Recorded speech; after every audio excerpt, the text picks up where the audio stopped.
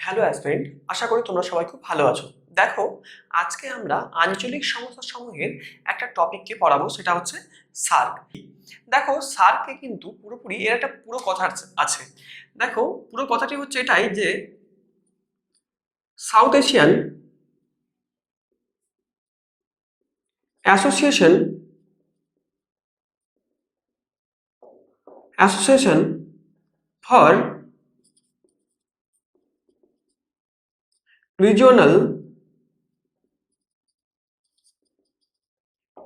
Cooperation. দেখো, এই SAARC কি, এবার তাহলে কি হচ্ছে, তাহলে বলা হচ্ছে দক্ষিণ এশিয়ার আঞ্চলিক সংগঠন সমূহ। তাহলে দক্ষিণ এশিয়ার এই আঞ্চলিক সংগঠন, এটার নাম দেওয়া হয়েছে কি, সার্ক। এবার দেখো, মানে এটা হচ্ছে শর্ট ফর্মে নাম দেওয়া হয়েছে। দেখো, এই সার্ক গঠিত হয়েছে কবে, বলা হচ্ছে যে 1985 সালে কি হয়েছে, সার্ক গঠন করা হয়েছে। এবার সার্ক যখন গঠন হয়েছিল তখন সদস্য রাষ্ট্র সদস্য রাষ্ট্র কতগুলো ছিল? সার্ক যখন গঠিত হয়েছিল এই সদস্য রাষ্ট্রের সংখ্যা ছিল কিন্তু 7। পরবর্তীকালে পরবর্তীকালে একজন যোগ দেয় যোগ দেয় দিয়ে এখন 8টি। তাহলে যদি জিজ্ঞাসা করা হয় সার্কের বর্তমান সদস্য রাষ্ট্রের সংখ্যা কত, তাহলে তোমরা কিন্তু অবশ্যই বলবে যে সার্কের বর্তমান সদস্য রাষ্ট্রের সংখ্যা কিন্তু 8। এবার প্রশ্ন হচ্ছে সার্কের সদস্য রাষ্ট্র কারা এবং পরবর্তীকালে কে যোগ দিল। দেখো, সার্কের সদস্য রাষ্ট্র 7টার মধ্যে কে কে আছে? ভারত হচ্ছে মাঝখানে আছে। দেখো, ভারত হচ্ছে মাঝখানে। ভারত, বাংলাদেশ, পাকিস্তান, আফগানিস্তান, নেপাল, ভুটান, শ্রীলঙ্কা আর হচ্ছে মালদ্বীপ। দেখো, এটা হচ্ছে সার্কের টোটাল কি হচ্ছে, সদস্য রাষ্ট্র। তাহলে সার্কের সদস্য রাষ্ট্র কতগুলো আছে দেখো বর্তমানে, 1 2 3 4 5 6 7 8টা। সবার শেষে যিনি যোগ দিয়েছিল সেটা হচ্ছে আফগানিস্তান। আফগানিস্তান এই কবে যোগ দিয়েছিল? 2005 সালে ইনি যোগ দেওয়ার জন্য আবেদন করেছিল এবং 2007 সালে তিনি কিন্তু পাকাপাকিভাবে সার্কের সদস্য হয়েছিল। এবার তোমরা আরো যে জিনিসগুলো জানবে যে সার্ক কি কি কাজ করে এবং সার্ক গঠন করা হলো কেন।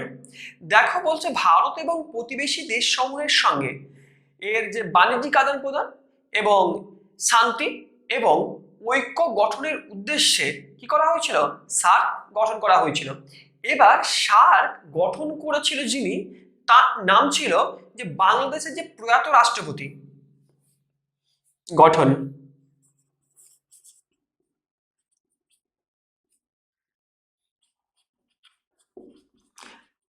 বাংলাদেশের প্রয়াত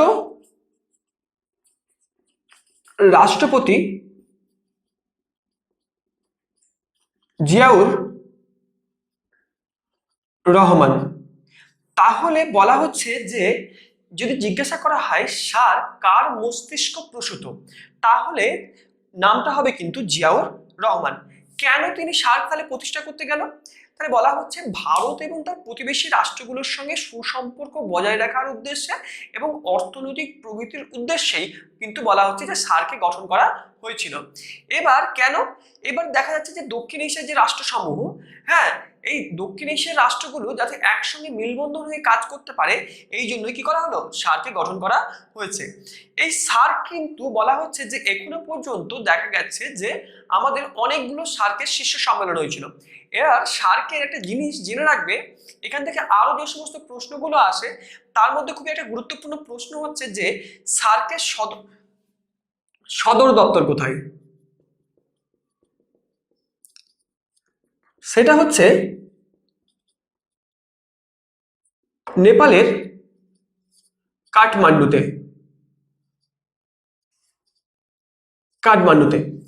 তাহলে দেখবে তাহলে কি হচ্ছে, তাহলে আমরা জানতে পারছি যে সার্কে কি হচ্ছে, যে যেখানে গঠন হয়েছে, যে আমাদের হেডকোয়ার্টার যেটা বলা হয় সদর দপ্তর, সেটা কিন্তু কি হচ্ছে নেপালের কাঠমান্ডুতে। যেটা বলছিলাম যে এখনো পর্যন্ত সার্কের কতগুলো শীর্ষ সম্মেলন হয়েছে, এখনো পর্যন্ত সার্কের 18টা শীর্ষ সম্মেলন হয়েছে, 18টা শীর্ষ সম্মেলন হয়েছে। এবার 19 নম্বর শীর্ষ সম্মেলনটা হওয়ার কথা ছিল পাকিস্তানে, কিন্তু এই সম্মেলনটা অনির্দিষ্ট কালের জন্য কি করা হয়েছে, বন্ধ করে দেওয়া হয়েছে।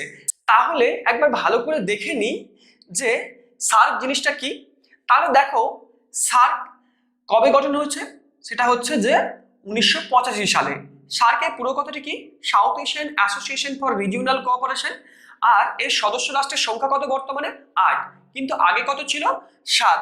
পরবর্তীকালে কে যোগ দিয়েছে, সেটা হচ্ছে আফগানিস্তান। কবে যোগ দিয়েছে, 2005 সালে তিনি বলেছিল যে আমি সার্কের সঙ্গে যোগদান করতে চাই, এবং বলা হচ্ছে যে 2007 সালে কিন্তু কি করেছিল, ইনি পাকাপাকিভাবে সার্কের সদস্য রাষ্ট্র হতে পেরেছেন। এবার বলা হচ্ছে সার্ক কোন কোন রাষ্ট্র নিয়ে গঠিত হয়েছে, সেটা হচ্ছে ভারত, বাংলাদেশ, পাকিস্তান, আফগানিস্তান, নেপাল, ভুটান, শ্রীলঙ্কা, মালদ্বীপ। এবার দেখো সার্ক কার মস্তিষ্ক প্রসূত, মানে সার্ক মানে যিনি গঠন করতে চেয়েছেন ওনার নামটা কি, সেটা হচ্ছে বাংলাদেশের প্রয়াত রাষ্ট্রপতি জিয়াউর রহমান। এবার যদি জিজ্ঞাসা করা হয় সার্কের সদর দপ্তর কোথায়, নেপালের কাঠমান্ডুতে। এখনো পর্যন্ত সার্কের কতগুলো শীর্ষ সম্মেলন হয়েছে, এখনো পর্যন্ত সার্কের শীর্ষ সম্মেলন হচ্ছে কতগুলো, সেটা হচ্ছে 18টা। কিন্তু 19 নম্বর শীর্ষ সম্মেলনটা হওয়ার কথা কোথায় ছিল, পাকিস্তানে, সেটা কিন্তু সম্পূর্ণ অনির্দিষ্টকালের জন্য কি আছে, বন্ধ আছে। এটা ছিল সার্কের একটা মোটামুটি কি হচ্ছে স্ট্রাকচার। কিন্তু সার্কের সাফল্য, সার্কের ব্যর্থতা এবং সার্কের আরো যে সমস্ত কূটনৈতিক যে চালগুলো ছিল সেই জিনিসগুলো নিয়ে আলোচনা করব পরের ভিডিও।